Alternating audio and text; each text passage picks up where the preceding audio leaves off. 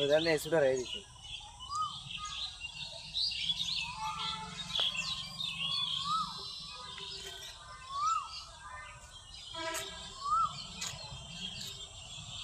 এই হলো পুঁই শাকের ক্ষেত।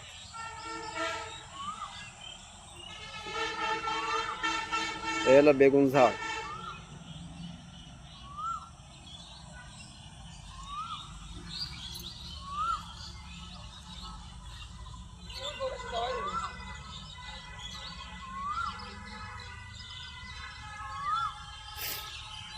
এই হলো সে ভেন্ডি গাছ।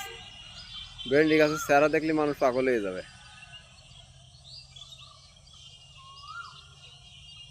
এই ভেন্ডি গাছ।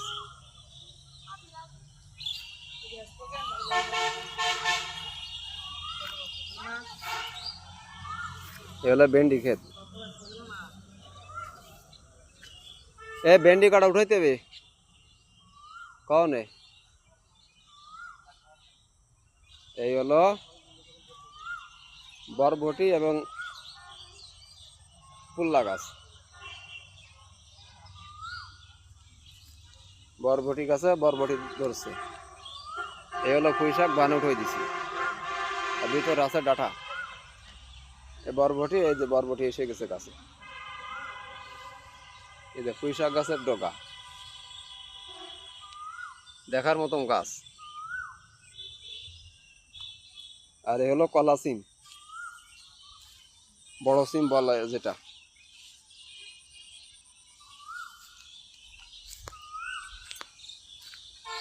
আর এই মরিচ গাছ, মরিচ গাছও টুকটাক মরিচ ধরেছে।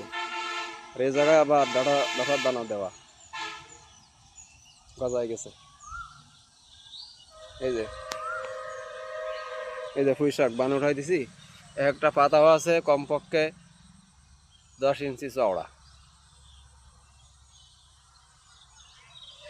এই তো বানা উঠে গেছে আল্লাহ দিন। এই আগমাতা বরবটি, এই ডাঁটা, ভিতরে আবার পুঁই শাকের দেওয়া, ফুলার বীজও দেওয়া।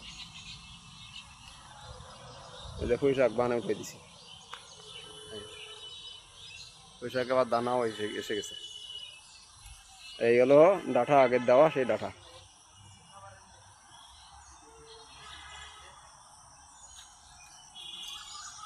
আর এই হলো বেগুন গাছ।